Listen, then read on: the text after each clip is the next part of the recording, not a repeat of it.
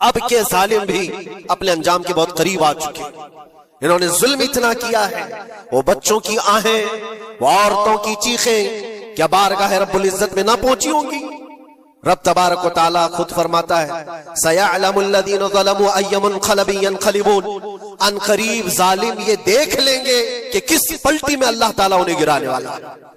जो जाल वो अपने दुश्मनों के लिए बुनते हैं, अल्लाह ताला उसी जाल में उनको फंसाता है।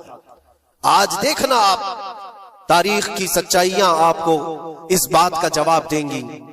जालिम ये समझता है कि मैं खुदा के बराबर हो चुका, मुझे कोई भी हिलाक नहीं कर सकता।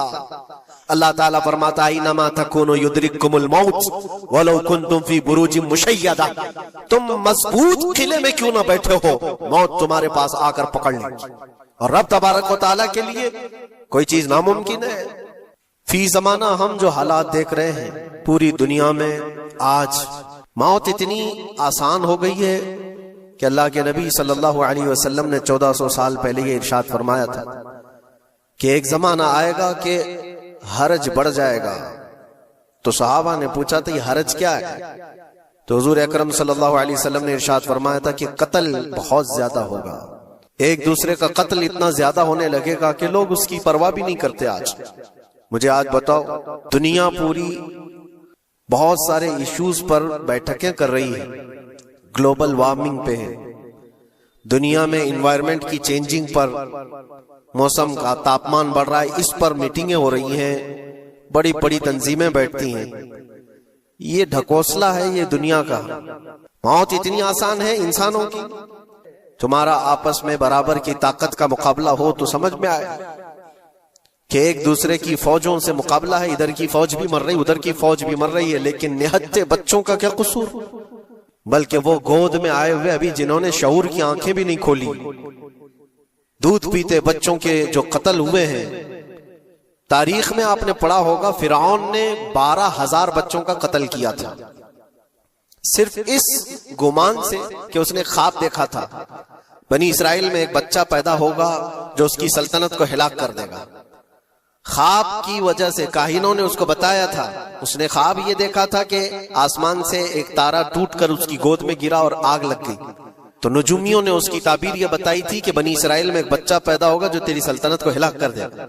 उस डर से बनी इसराइल में जो भी बच्चा पैदा होता उसको कत्ल करता था। उसने तकरीबन 12,000 बच्चों को कत्ल कर दिया था, इस डर से कि वो बच्चा तो ना पैदा हो जाए जो मेरी सल्तनत को हिलाक करने वाला है। और वो मूसा अलैहिस्सलाम थे, पैदा भी हुए और फिरौन के घर में ही पले। अल्लाह का निजाम है। लेकिन मैं यहां इसलिए बता रहा हूं, फिरौन जुल्म में पूरी दुनिया में मशहूर है। वो औरतों को भी जालिम इस तरह से मारा है कि जिसकी तारीख में मिसाल नहीं मिलती। लेकिन मैंने अपनी जिंदगी में देखा, आज के जमाने में इजराइल नाम से एक नाजायज हुकूमत पर काबिज शख्स ने 12,000 नहीं 50,000 लोगों को साल भर में कत्ल कर दिया। ये तारीख का भयानक चेहरा है। आज लोग इसको हल्के में ले रहे होंगे, न्यूज वाले एक तरफा रिपोर्ट करते हैं क्योंकि इनको इनके बाप दादाओं से डर है, जहां की खाते हैं वहां की गाते हैं।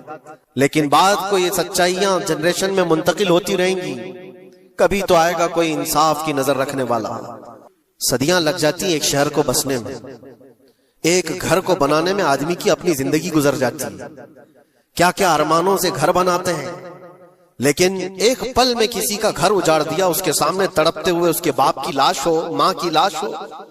दुनिया का कोई कानून इस चीज को जायज ठहराता है? दुश्मनी तुमसे जिनकी है उनके साथ मुकाबला करो, आम शहरियों के साथ नहीं। मुखबिर सादिक रसूल अकरम सल्लल्लाहु तआला अलैहि वसल्लम की तालीमात देखो। जिहाद को लेकर जो प्रोपेगेंडा तुम फैलाते हो और हर चीज को जिहाद का लफ्ज दे करके एक ऐसा नैरेटिव क्रिएट करते हो कि लोगों के दिमाग में एक प्रोपेगेंडा फैल जाए। आओ मैं तुम्हें सुनाता हूँ, रसूल पाक सल्लल्लाहु तआला अलैहि वसल्लम जब सहाबा जिहाद में जाते तो उनको किन बातों की तलकीन करते थे। सबसे पहले मुजाहिदीन सहाबा से कहते, जिस जगह तुम जा रहे हो मुकाबला तुम्हारा जिनके साथ है उन्हीं से मुकाबला करना। जो तुम्हारे खिलाफ तलवार उठाए उसके खिलाफ तुम तलवार उठाओ।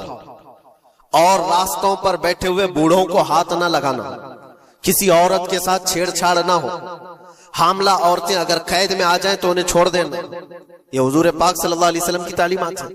हत्ता के रसूल करीम सल्लल्लाहु अलैहि वसल्लम ने फरमाया, जिस शहर में तुम्हारा गलबा हो जाए, तुम गालिब आ गए वहां की फौज पर, तो वहां के रहने वालों के बच्चों को ना जुल्म करना, उनको ना पकड़ना। फिर तालीमात में ये है, वो चाहे जिस मजहब के भी लोग हैं, उनके माबदों को, उनकी इबादत गाहों को खत्म नहीं करना, उनकी इबादत गाहों को तोड़ फोड़ ना करना जिस शहर में तुम जा रहे हो। यहां तक कि हुजूर अकरम सल्लल्लाहु अलैहि वसल्लम की तालीमात तो देखो, हुजूर ये तक फरमाते थे मुजाहिदीन सहाबा को कि जिस शहर में तुम जा रहे हो वहां के दरख्तों के पत्ते भी ना उखाड़ना, दरख्तों को भी ना नुकसान पहुंचाना। जंगी तालीमात को आज कोई नजर में नहीं रखता है। दुनिया कहती है कि जंग के दौरान भी कुछ उसूल होते हैं, लेकिन कोई उसूल नहीं। हमने देखा है जिसकी ताकत है उसका बोलबाला है। ये दुनिया उनके खिलाफ कभी कोई बात नहीं करती। आज से तकरीबन 20 साल पहले भी इराक की क्या हालत थी आपने देखा होगा। एक झूठे प्रोपेगेंडे की वजह से पूरे इराक को तबाह किया गया। आज तक वो संभल नहीं पाया है। न्यूक्लियर पावर इराक के अंदर मौजूद है, उसके रिएक्टर वहां पर मौजूद है। क्या क्या चीजें उस जमाने में फैलाई गई। सोशल मीडिया तो नहीं था उतना। दुनिया ने मान लिया कि हाँ दादा कह रहा है तो होगा, और हमला किया इसी बुनियाद पर। 20 साल हो गए, आज तक इराक में कोई न्यूक्लियर पावर प्लांट नहीं नजर आया, कहीं नहीं।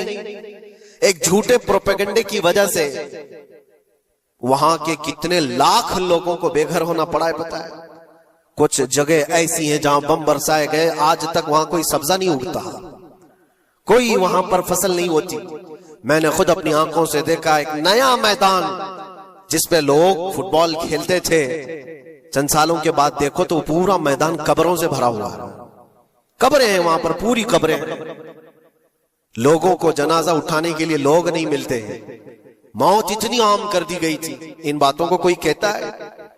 आपने सुना कभी अबू गुरैब जेल के मुतालिक?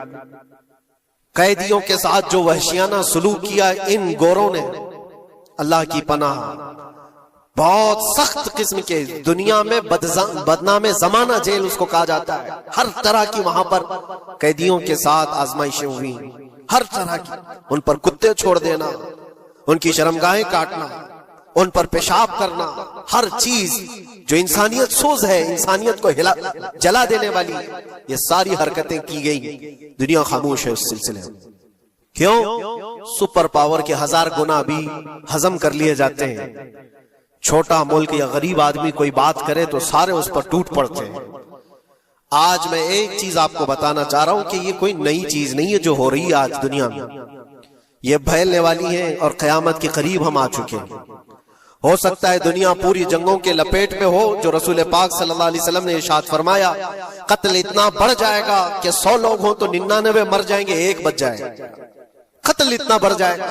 और एक बात ये भी याद रखो, चाहे जैसी भी हुकूमत, तारीख पूरी उठा करके देखना, जुल्म के बाद जो गुरूर और तकब्बुर में आकर फिरौन बनने की कोशिश करता है, उसका अंजाम अल्लाह ताला बहुत भयानक फरमाता है।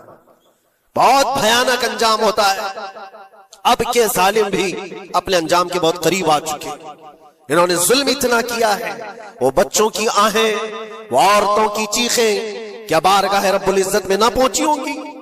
रब तबारक व तआला खुद फरमाता है, सयअलमुल लज़ीना ज़लमू अय्य मुनक़लिबिन यनक़लिबून। अन करीब जालिम ये देख लेंगे कि किस पलटी में अल्लाह ताला उन्हें गिराने वाला है। जो जाल वो अपने दुश्मनों के लिए बुनते हैं, अल्लाह ताला उसी जाल में उनको फंसाता है। आज देखना आप, तारीख की सच्चाइयां आपको इस बात का जवाब देंगी। जालिम ये समझता है कि मैं खुदा के बराबर हो चुका, मुझे कोई भी हिलाक नहीं कर सकता। अल्लाह ताला फरमाता है, इन्नमा तकुनु युद्रिकुमुल मौत वलौ कुंतुम फी बुरूजिन मुशय्यदा। तुम मजबूत किले में क्यों ना बैठे हो, मौत तुम्हारे पास आकर पकड़ लेगी। और रब तबारक व तआला के लिए कोई चीज नामुमकिन है। मुझे यहां पर किसी के सिलसिले में नहीं कहना है, लेकिन एक बात कहना है कि नशा में चूर, घमंड में चूर जो बंदा होता है, अल्लाह ताला कभी उसको मच्छर से भी हिलाक करता है। बहुत बड़ी ताकत का इससे मुकाबला होना जरूरी नहीं। तुम्हारे पास होगा बहुत बड़ा सिस्टम, लेकिन रब तबारक व तआला जब इंतकाम ले ले तो फिर तुम्हारे लिए बहुत बड़ी ताकतों की जरूरत नहीं। आपको मैं तारीख बताऊं, इराक में नमरूद एक जमाने में इस तरह की हरकत किया था कि उसने बहुत बड़ी इमारत बनाई थी और उसके मुताबिक बात ये थी कि वो 1000 लोगों से तन्हा लड़ सकता था, इतनी उसकी ताकत थी। शेर से खुद मुकाबला करता था, कभी डरता नहीं था।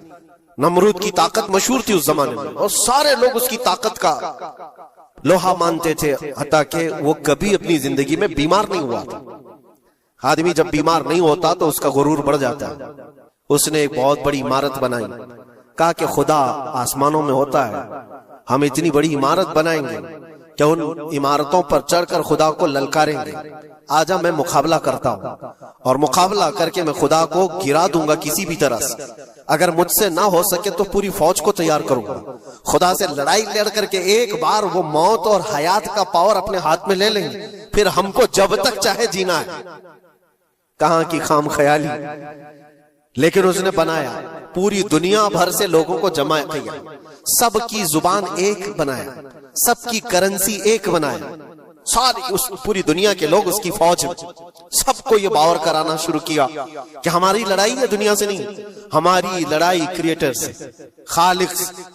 हम उससे पावर छीन लेंगे एक बार और फिर अपने हाथ में मौत और हयात का कंट्रोल रखेंगे। जिसको जितनी लंबी उम्र चाहिए मैं दूंगा, जिसको जब तक जीना है मैं दूंगा।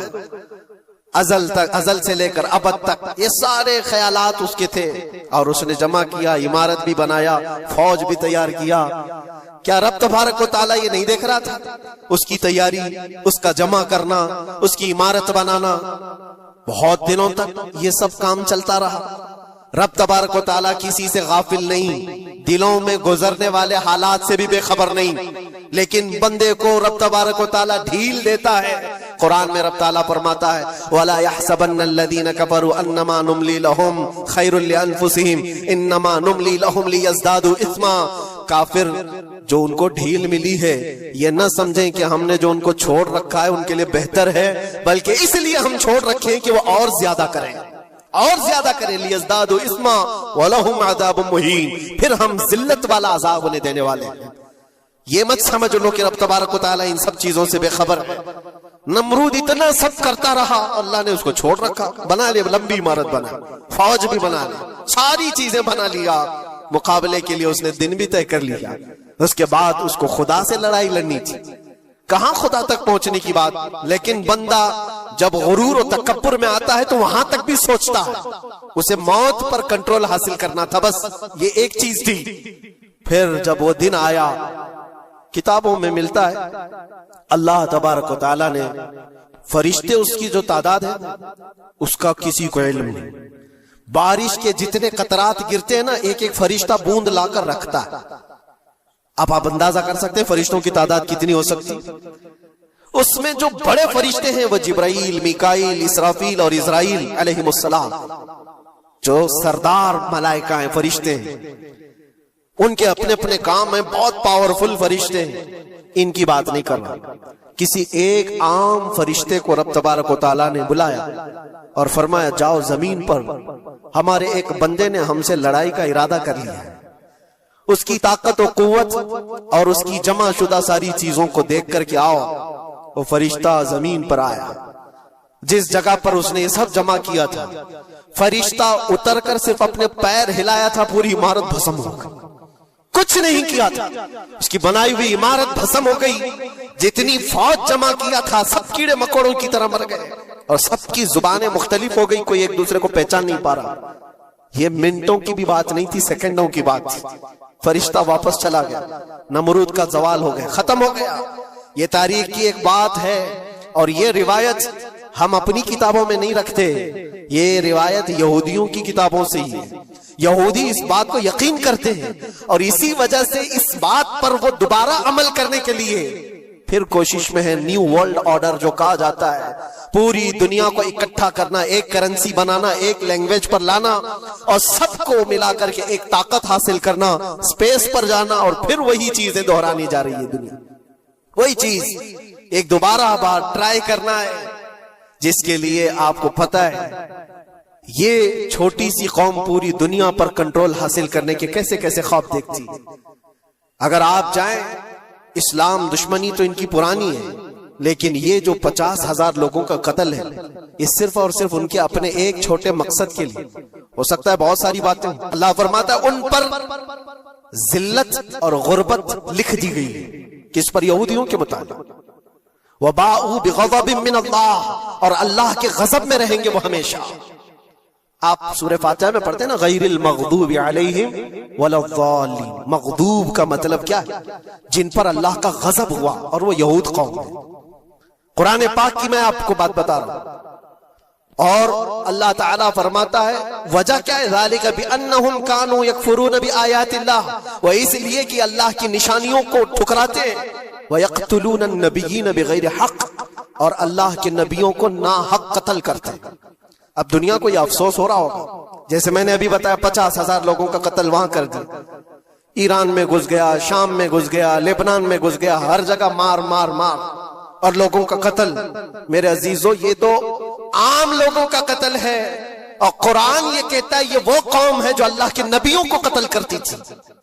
और तारीख में है तकरीबन 10,000 नबियों को इन्होंने कत्ल किया है, सिर्फ अपनी मनमानी बात न पाए जाने की वजह से।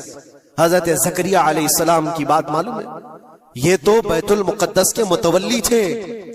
ज़करिया अलैहिस्सलाम बैतुल मुक़द्दस के इमाम थे, जिनका जिक्र है कुरान पाक में। हजरत ज़करिया अलैहिस्सलाम के पीछे यही कौम जो उनकी उम्मत में थी, यहूदियों के लिए भी मुक़द्दस नबी थे।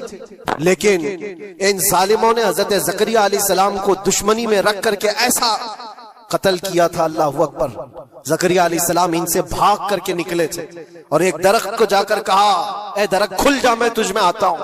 दरख्त खुल गया, हजरत ज़करिया अलैहिस्सलाम उसमें अंदर चले गए, दरख्त फिर बंद हुआ। तारीख में मौजूद है। इब्लीस लाइन ने, शैतान मरदूद ने यहूदियों को रास्ता भी बताया और दरख्त भी बताया कि इसके अंदर ज़करिया छुपे हुए, इसके अंदर ज़करिया है। यहूदियों ने तेज आरी लेकर के दरख्त को ऊपर से काटना शुरू किया कि दरख्त के 2 टुकड़े होंगे तो ज़करिया अलैहिस्सलाम तक भी पहुंच जाएंगे। उन्होंने आरी से काटते काटते काटते उनके सर तक पहुंचा दिया। और जब हजरत ज़करिया अलैहिस्सलाम को अपने सर के ऊपर से कटने की आवाज आने लगी, तो आप सोचा कि अब ये आरी से पूरा कट जाएगा। अल्लाह ताला की तरफ से निदा आई, ए ज़करिया सब्र कर लो, अगर तुम इस पर आवाज निकालोगे तो सब्र वालों में से तुम्हारा नाम निकल जाएगा। यहां तक के तारीख में है वो यहूदियों ने आरी से काटते काटते हजरत ज़करिया अलैहिस्सलाम के सर को चीर दिया और जिस्म के 2 टुकड़े हो गए। अल्लाह के नबी खामोश रहे, सब्र करके रह गए। उनके बेटे यहया अलैहिस्सलाम ने यहूदियों के एक गवर्नर या बादशाह को यह कहा था कि एक निकाह में 2 बहनों को रखना जायज नहीं। उसने 2 बहनें एक साथ अपनी ज़ौजियत में रखा था। सिर्फ इतनी बात पर हजरत यहया अलैहिस्सलाम सिर्फ 33 साल के जवान थे। उस यहूदी जालिम ने यहया अलैहिस्सलाम के सर को काट करके बर्तन में लाकर नाश्ते में रखा था। अल्लाह के नबी की बात कर रहा हूं। अल्लाह के नबी के सर को काटकर तश्त पे रखा था। लेकिन तारीख की सच्चाइयां बताती हैं कि वो कटे हुए सर से यहया अलैहिस्सलाम बोलते थे, ए जालिम, अब भी मैं कहता हूं एक निकाह में 2 बहनों को रखना हराम है, हराम है। ये अल्लाह के नबियों की जिंदगी में बता रहा हूं जिनके साथ इन्होंने किया। ईसा अलैहिस्सलाम, ये पागल ईसाई जो आज उनकी कपड़ों में जाकर बैठे हुए होते हैं, जबकि जिंदगी भर ये लड़ते रहे हैं। कुरान भी कहता है वकालतिल यहूदु लैसतिन नसारा अला शै वकालतिन नसारा लैसतिल यहूदु अला शै। दोनों लड़ते थे। यहूदी कहते ईसाई कोई चीज ही नहीं, ईसाई कहते थे यहूदी कोई चीज ही नहीं। इनकी जंगें इतनी खतरनाक हुई, ये सब लिपापोती करके आज दिखाते हैं कि हम सब एक हैं। बहुत गहरी दुश्मनियां इनके दरमियान थी। ईसाइयत, हजरत ईसा अलैहिस्सलाम को क्या किया गया? जब उन्होंने अपने पैगामात फैलाए तो ईसा अलैहिस्सलाम को भी कत्ल करने का मंसूबा यहूदियों ने बनाया था और पूरे लोग आकर हजरत ईसा अलैहिस्सलाम के घर को घेराव कर लिए। ईसा अलैहिस्सलाम को उस रात अल्लाह ताला ने आसमानों पर उठा लिया और एक यहूदी को अंदर देखने के लिए भेजा था यहूदियों ने कि जाकर देखो ईसा है कि नहीं।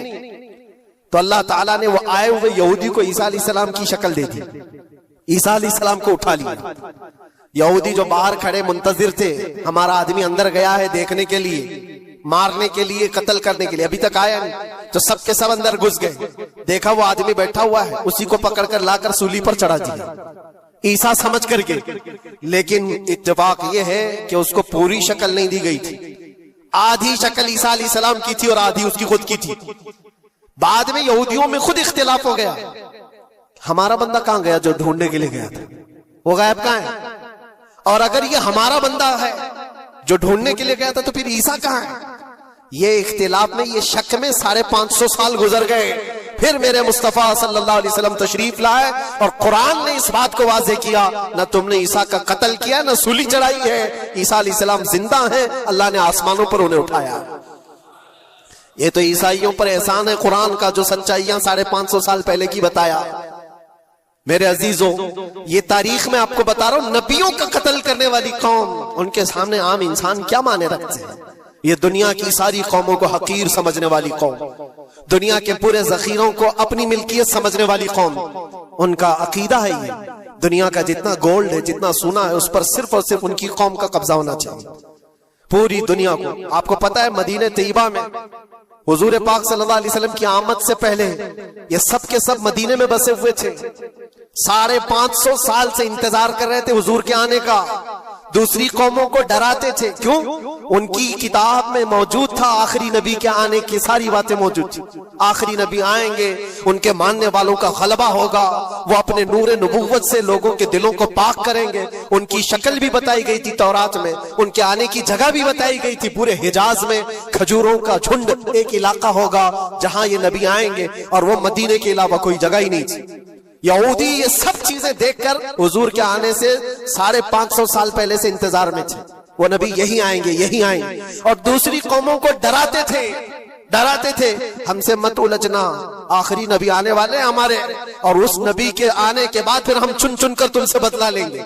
और जब कभी मुसीबत आती तो अल्लाह से दुआ भी ये करते थे कि अल्लाह, वो आखिरी नबी जो हमारे इलाके में आने वाले हैं, उनके सदके में तू हमारी बलाओं को दूर कर दो। ये वो कौम है जो हुजूर आखिरुन नबीयीन सल्लल्लाहु अलैहि वसल्लम के इंतजार में वक्त काट रही थी।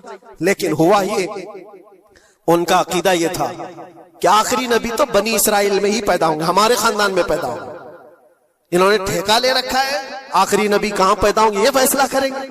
अल्लाह तबारक व तआला ने आखिरी नबी हमारे आका सल्लल्लाहु अलैहि वसल्लम को बनी इसराइल में नहीं, बनी इस्माइल में पैदा किया, इस्माइल अलैहिस्सलाम की औलाद में पैदा किया। और ये इस्माइल अलैहिस्सलाम की औलाद पूरे अरब में आबाद थी। अरब में पूरी आबादी इस्माइल अलैहिस्सलाम की थी। मक्का को आबाद किसने किया? इस्माइल अलैहिस्सलाम। इस्माइल अलैहिस्सलाम की औलाद पूरे मक्का में, आसपास सब इलाकों में आबाद, सारी जितने भी नस्ब है वो इस्माइल अलैहिस्सलाम तक पहुंचते हैं, अरब वालों की। और ये यहूदी बनी इसराइल है, यानी याकूब अलैहिस्सलाम की औलाद में से। और ये दूसरों को हकीर जानते थे। जब तक ये लोग अरब में थे, मदीने में थे, इन्होंने हर एक को हिकारत से देखा। अरबों से इनके ताल्लुकात ऐसे नहीं थे, आम लोगों से कहते हमारे से बात करने के काबिल नहीं है, सबको उम्मी कहते थे, अनपढ़, जाहिल, ऐसे अल्फाज से अरबों को पुकारते थे। अरबों से अगर इनके ताल्लुकात होते भी तो बड़े बड़े टॉप लीडर जो होते हैं अरबों के, बस उनसे ताल्लुकात, आम लोगों को गिनते ही नहीं, कचरा कहते थे। बनी इस्माइल को जब ये कचरा कहते थे, और बनी इस्माइल में जब आखिरी नबी पैदा हो गए तब क्या कहने लगे पता है? कहते नहीं, ये गलत हो गया, आखिरी नबी तो बनी इस्राइल में पैदा होने वाले थे, ये जिब्राइल ने शरारत किया और बनी इस्माइल में जाकर के नबूवत दी थी। कुछ तो ये कहने लगे, कुछ तो कहने लगे वो है ही नहीं आखिरी नबी। लेकिन कैसे इनकार करते? कुरान कहता है यारिफूनहु कमा यारिफून अबनाअहुम, उस रसूल को वो ऐसे पहचानते थे कि अपने बेटों को भी नहीं पहचानते। उनके बेटों के सही होने पर भी उनको इतना यकीन नहीं था कि हमारा ही बेटा है या नहीं, लेकिन हुजूर को देख करके यकीन था कि आखिरी रसूल ही है।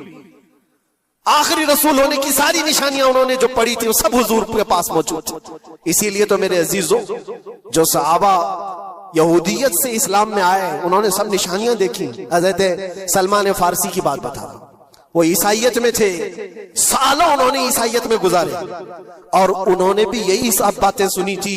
यसरब एक इलाका है हिजाज में, खजूरों के बागात का झुंड है, वहां पर आखिरी नबी वहीं आने वाले। तो ये कहां से आए थे? सलमान फारसी इराक से आए थे, मदीने में आकर गुलाम बन गए, एक खजूरों के बाग में काम करते थे बरसों तक। फिर वो वक्त आ गया जब हुजूर पाक सल्लल्लाहु तआला अलैहि वसल्लम मक्का से हिजरत करके मदीने आए थे, मस्जिद कुबा जहां है वहां 14 दिन तक हुजूर क़याम किए हुए थे।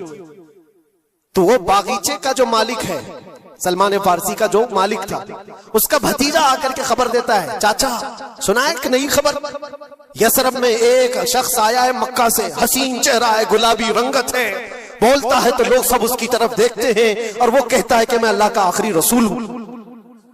यहूदी का भतीजा अपने चाचा को एक खबर दे रहा है। सलमान फारसी खजूर के दरख्त के ऊपर बैठे खजूर काट रहे थे या साफ कर रहे थे। ये खबर सुने कि वहां से छलांग लगाकर नीचे आ गए, जिसके इंतजार में तो सालों गुजार दिया था। क्या कहा तुमने? मालिक ने एक थप्पड़ रसीद किया और कहा तू गुलाम है, आकाओं की बात में दखल अंदाजी मत कर, जा तू अपना काम कर। लेकिन उनकी बेचैनी थी कि वो अगर आखिरी रसूल आ चुके तो मेरी जिंदगी का तो मकसद यही है। फिर उन्होंने वक्त निकाला दिन का और हुजूर पाक सल्लल्लाहु अलैहि वसल्लम के पास पहुंच गए। जब रसूल करीम सल्लल्लाहु तआला अलैहि वसल्लम सहाबा के साथ मौजूद थे, देखें अलामतें जो इन्होंने पढ़ी थी अपनी किताबों में, वो सब जांचना भी चाहते थे। खजूरें लेकर के गए और कहा या रसूल अल्लाह ये कबूल कीजिए, ये सदका है। हुजूर ने लिया और सबको बांट दिया, उसमें से कुछ भी नहीं खाया, क्योंकि सलमान फारसी ने पढ़ा था कि आखिरी रसूल सदका नहीं खाएंगे। एक निशानी देख ली उन्होंने। दूसरे दिन आए, फिर वो मौका निकाला और खजूरें ली और आए। हुजूर से आकर के कहा कि ये लीजिए, कबूल कीजिए, ये हदिया है। हुजूर ने खुद भी खाया और सबको तकसीम किया। कहा ये किताब में मौजूद है, वो आखिरी रसूल हदिये को इनकार नहीं करेंगे, तहाइफ कबूल करेंगे। दो अलामतें देखी। फिर एक दिन, तीसरा दिन था, रसूल पाक सल्लल्लाहु अलैहि वसल्लम एक जनाजे में थे। तहबंद थी हुजूर के, चादर थी जिस्म के ऊपर। सलमान फारसी एक और निशानी देखने के लिए आए हुए थे जो किताबों में पड़ी थी। कभी हुजूर के दाएं आते, कभी बाएं आते, कभी आगे कभी पीछे, पूछने की या कुछ बात करने की कोशिश कर रहे थे। हुजूर सल्लल्लाहु अलैहि वसल्लम ने उनको देख लिया और कहा सलमान आ जाओ इधर। इधर बुलाया, अपनी चादर हटाई और कहा ये मोहरे नबूवत देखने के लिए आए थे। जो हुजूर सल्लल्लाहु अलैहि वसल्लम के कंधों के बीच में एक ऐसा सफेद निशान था जिसको मोहरे नबूवत कहा जाता है, वो सूरज से ज्यादा चमकता था दोनों कंधों के बीच। और हजरत सलमान फारसी को देखने के लिए आए थे और हुजूर ने उनके पूछने से पहले चादर हटाई और कहा यही देखने आए थे। सलमान फारसी ने कहा मैं तो एक चीज देखने आया था, आपने दो चीज बता दी। क्या चीज? मैं तो मोहरे नबूवत देखने आया था, आपने दिखा भी दिया और मेरे दिल की बात की खबर भी आपने बताई है। नबी को इल्म गैब भी होता है। और सलमान फारसी ने कलमा तैयबा पढ़ लिया। उसी सलमान फारसी को आजाद कराने के लिए मेरे आका सल्लल्लाहु अलैहि वसल्लम ने सहाबा के साथ मिलकर के 500 खजूर के दरख्त लगाए थे और एक बागीचा दे करके उस यहूदी से आजाद करवाया था। ये अल्लाह के नबी सल्लल्लाहु अलैहि वसल्लम के पास वो सहाबा जो आए थे यहूदियत से या ईसाइयत से, वो जानते थे हुजूर को, लेकिन ये इतनी खतरनाक कौम है जिनको अल्लाह ताला ने दिलों पर मोहर लगाया। ये यहूदी जो ईमान नहीं लाए और ये क़यामत तक इसी तरह गज़ब में रहने वाले। आज इनका उभार अगर आप देख रहे हो तो शायद तारीख पता नहीं होगी कि कितनी जिल्लत की जिंदगी भी गुजारी, किस तरह भीख मांगे। आज या अपनी तारीख को कहीं पर भी सोशल मीडिया में गर्दिश करते हुए नहीं देख सकते, पाबंदी है पूरी दुनिया में। हिटलर के कत्ले आम के बारे में नहीं बोल सकता कोई, यहूदियों को इतना मारा था उतना मारा था, नहीं, दुनिया में ये बोलने पर पाबंदी है। इनके किसी भी पुरानी तस्वीरें दिखाने पर पाबंदी है। आज खुद अपने मुल्क में होने वाले हमलों की तस्वीर ना दिखाई जाए, इस पर पाबंदी है। ये तो तुम कब तक ऐब छुपाते रहोगे? जहां सड़न होती है बदबू आ ही जाएगी। और अन करीब मेरे अजीजों, कुरान की वो बात याद रखो, अल्लाह ने फरमाया सयअलमुल्लज़ीना ज़लमू अय्य मुनक़लिबिन यनक़लिबून। अन करीब जालिम ये देख लेगा कि अल्लाह उसको किस खाई में गिराने वाला है। क्या अबरहा बहुत सारे मंसूबे बनाकर काबा ढाने नहीं आया था? अल्लाह ने अबाबील चिड़ियों से उसको हिलाक किया था, फिरौन को पानी से गरक कर दिया था, नमरूद को मच्छर से हिलाक कर दिया था। बड़े बड़े तूफानी ताकतों के बादशाह दुनिया में आए, लेकिन अल्लाह ने उनको बहुत छोटी ताकतों से हिलाक किया। रब तबारक व तआला की बादशाहत और उसकी सल्तनत जब इंतकाम पर आ जाए तो फिर मेरे अजीजों किसी मुल्क की भी जरूरत नहीं, सिर्फ हवाओं से मौला ताला ताकतों को खत्म फरमा देता। आज के दौर में दुआएं भी ये करो और अंजाम का इंतजार भी करो। ये तुम्हारा भी इम्तिहान है मेरे अजीजों। जो आग पड़ोस में लगी है उसकी चिंगारियां तुम्हारे घर को भी जला सकती हैं। अपने बुरे आमाल से तौबा करो, अल्लाह के गजब से डरो कि उसकी पकड़ ना आए। अल्लाह तबारक व तआला कहने सुनने से ज्यादा अमल की तौफीक अता फरमाए। और जो नाहक मारे गए बच्चे हैं, मौला ताला उन बच्चों को मारने वाले जालिमों को खतरनाक अंजाम तक पहुंचाए, उन्हें कैफर किरदार तक पहुंचाए। रब ताला उन्हें अज़ाब अलीम में गिरफ्तार फरमाए। व आखिर दावाना अनिल हम्दुलिल्लाहि रब्बिल आलमीन। अस्सलाम।